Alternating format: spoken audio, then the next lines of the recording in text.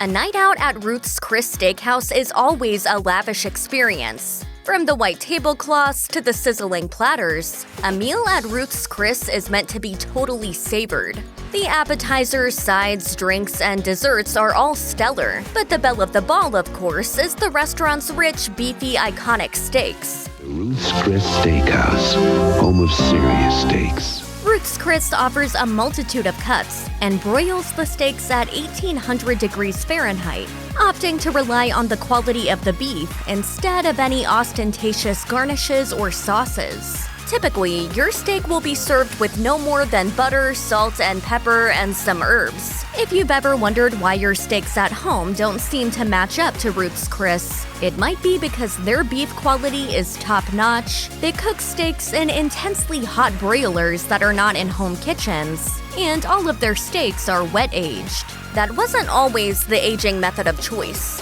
The restaurant used to rely on dry aging, a process many people associate with more flavorful steak. But Ruth's Chris founder Ruth Fertel decided to go in a damper direction. Ruth Fertel's son explained that she chose wet-aged steaks over dry-aged for the sake of consistency, time, and cost. For context, wet aging is essentially vacuum sealing beef and letting it sit, often in a refrigerator, for weeks, according to Serious Eats. The website for the Ruth's Chris Riverwalk location in San Antonio says, Ruth Chris steaks are refrigerated and aged for 24 to 28 days, which helps to break down enzymes to enhance the tenderness. Dry aging involves letting larger hunks of beef hang for longer periods in a ventilated room with tightly regulated temperatures and humidity. The meat loses water weight and cultivates a moldy exterior, though that moldy portion will be removed before cooking. The perks are many. Wet aging takes less time, requires less storage space, involves less labor, and doesn't require a master butcher to oversee the process. According to The Kitchen, the flavor benefits of dry versus wet aging are a matter of personal preference, but it's clear that wet aging certainly offers many benefits. The iconic sizzling platters from Ruth's Chris are sure to always be immensely popular, and for good reason.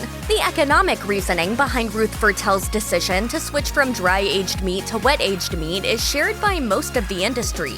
As Taste of the Woods puts it, it's cheap, dead simple to get it right, and generates excellent results. In other words, it's a product that requires lower investment and offers higher returns. Of course, it will dominate the market. This domination could be seen as early as 2010. In a piece by The Atlantic published that year, the butcher Tom Milan paid wet aging the seemingly backhanded compliment of saying that if 90% of beef brought home from American grocery stores is wet-aged, then, quote, it can't be all bad. That statistic, however, becomes somewhat shocking when Milan observes that this surge has only occurred over the course of 30 years. Essentially, steak and beef sellers everywhere discovered the magic of plastic bags and haven't looked back since. If wet-aged steak simply outmoded dry-aged meat, then Ruth Fertel wouldn't have had to make a decision. She would just be following the contours of the industry. However, as Tom Milan's tepid endorsement suggests, wet-aged steak is largely considered inferior to dry-aged steak.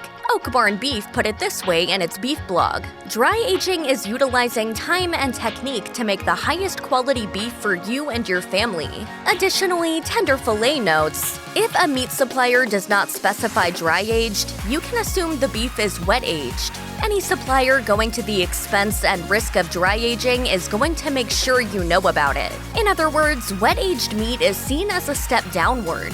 Meat and Bone explains that the trade-off for economic cuts the wet aging process affords is that it only alters the texture. The meat's flavor remains unchanged. Dry aging impacts the meat's flavor because of the mold that grows during the lengthy process. Dry-aged meat in any one location will taste differently from dry-aged beef from other facilities. The less expensive wet-aged steaks that produce flavor with factory-like predictability work for a chain of steakhouses like Ruth's Chris Steakhouse, but will perhaps not please a steak specialist.